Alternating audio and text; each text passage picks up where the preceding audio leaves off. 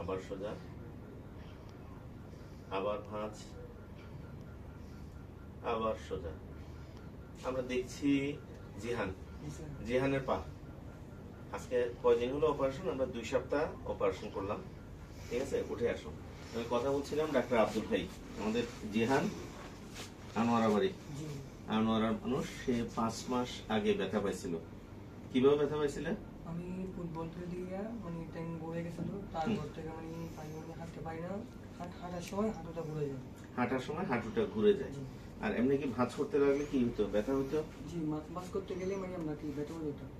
আচ্ছা, তারপর হচ্ছে যে আমরা পরবর্তীতে তো আমার কাছে আসলো এবং আমরা দেখলাম, এমআরআই করলাম, পেলাম এসিএল এবং ল্যাটারাল মেনিসকাস টিয়ার। জি তাই আমরা যদিও তোমাকে মেনিসকাস টিয়ারের জন্য বাজেট রাখতে বলছিলাম অনেক, জি আলটিমেটলি কি এতগুলি লাগছে? না, এগুলো আমাদের একটাই শুধুমাত্র কি মেনিসকাস রিপেয়ারের জন্য অল ইনসাইড অ্যাঙ্কর একটাই লাগছিল।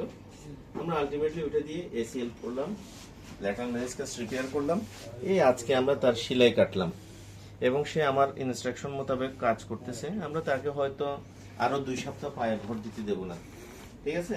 কিন্তু আমরা কি করলাম, এখন কি অপারেশনটা করে কেমন লাগতেছে? আলহামদুলিল্লাহ, অবসানটা হলো আমাদের আগের থেকে অনেক ভালো লাগতেছে।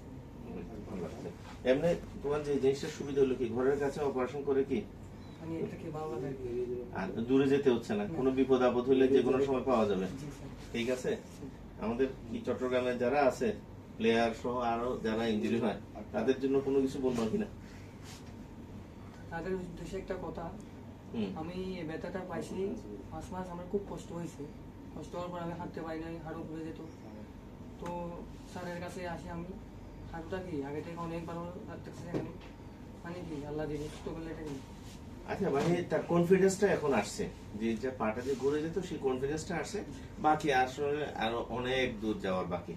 ঠিক আছে, ইনশাআল্লাহ সমস্যা নেই। আমাদের জিহান সামনে খুব দ্রুত অল্প সময়ের ভিতরে খেলাধুলাতেও ফেরত যাবে আশা করি। ঠিক আছে, ওকে দেন, আল্লাহ হাফেজ। হ্যাঁ, আসসালামু আলাইকুম। খোদা হাফেজ।